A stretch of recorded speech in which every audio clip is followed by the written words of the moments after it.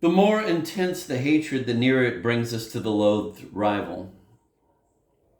Everything it suggests to one, it suggests equally to the other, including the desire to distinguish oneself at all costs. The brother enemies, therefore, always follow the same paths, which only increases their fury.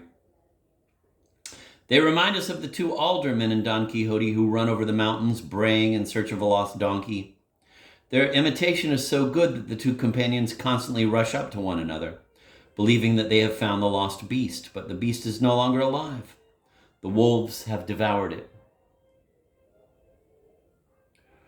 Cervantes' allegory transposes the sufferings and vanity of double mediation into an ambiguous comic key. Novelists see little value in romantic individualism, which, despite vain efforts to hide it, is always a product of opposition. Modern society is no longer anything but a negative imitation, and the effort to leave the beaten paths forces everyone inevitably into the same ditch. Each novelist has described this failure, the mechanism of which is repeated in the smallest details of daily existence. Take, for example, the walk along the front taken by the ladies and gentlemen on holiday at Baalbek. Quote, all these people pretending not to see so as to let it be thought that they were not interested, but covertly watching for fear of running against the people who were walking beside or coming towards them, did in fact butt into them, became entangled with them, because each was mutually the object of the same secret attention, veiled beneath the same apparent disdain.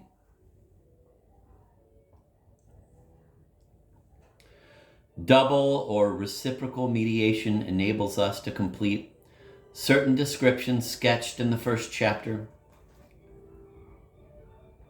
We observed Monsieur de Rênal copying his desire for a tutor on an imaginary desire of Valenod's. This imagination is the result of a completely subjective anguish.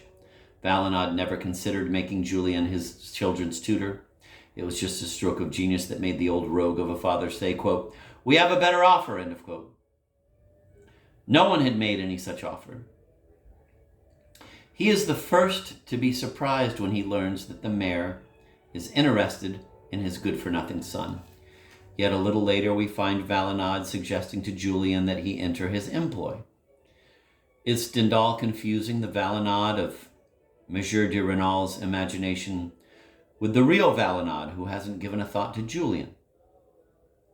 Stendhal is not confusing anything. Like Cervantes, he wants to show the contagious nature of metaphysical desire. Rênal thought he was imitating Valenod's desire, and now Valenod is imitating Rênal's desire. The situation is now inextricable. Even if the whole world were to band together in order to convince Monsieur de Rênal of the truth, he would still refuse to accept it. The businessman in him has always been suspicious of Valenod's intentions with regard to Julian. He is not likely to doubt them now when events have confirmed his false intuition. Reality springs from the illusion and provides it with a misleading guarantee. It is by an analogous process that peoples and politicians blame each other with the greatest possible sincerity for the conflicts between them.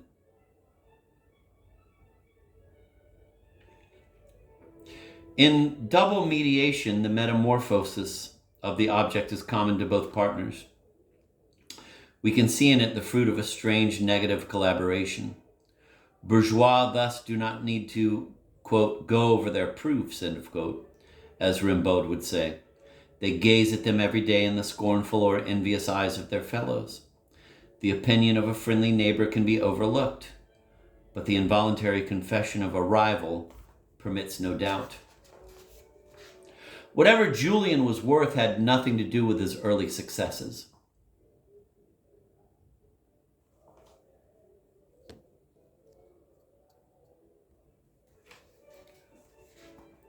Those who made his career for him had neither real interest in him nor sincere affection for him.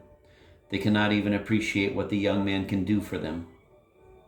It is their rivalry which provides Julian with increases in salary and future prospects, and it is this rivalry which gains him admittance to the Hotel de la Mole.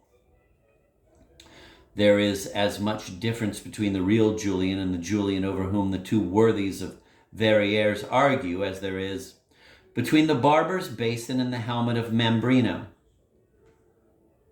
But the nature of the difference has changed. The illusion is no longer humorous as in Don Quixote, and strangely enough, for that very reason it is taken more seriously. The true bourgeois believes only in disagreeable platitudes.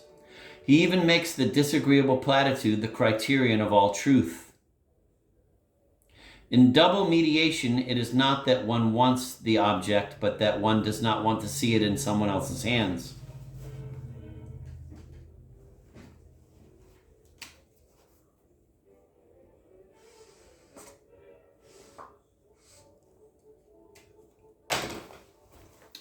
In double mediation, it is not that one wants the object, but that one does not want to see it in someone else's hands. Like all other elements of a universe that the bourgeois would like to be completely positive, the transfiguration of the desired object itself has become negative.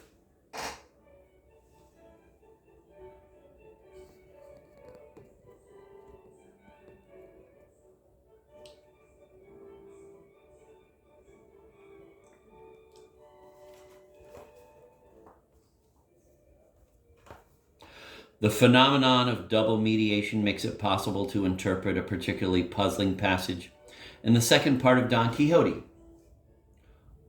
Altisidora, the Duchess maid who is able to mystify Don Quixote so easily, pretends to die and then to come to life again, and she describes to the onlookers her stay in the underworld. Quote,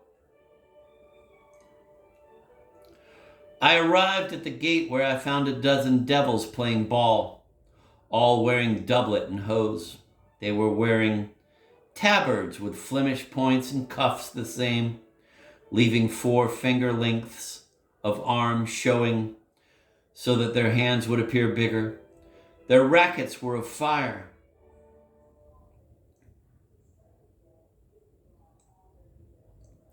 But what astonished me most was that they were using books instead of balls, and these books were filled with air and stuffing. A new and original idea. But it wasn't that so much that made me gape as the fact that, although it would be natural for those who won to be happy and those who lost to be sorry, everybody was grumbling and grousing and cursing. There was something else which surprised me too. After the first volley, the ball was of no more use, so that with every strike, the number of old and new books grew astonishingly. End of quote.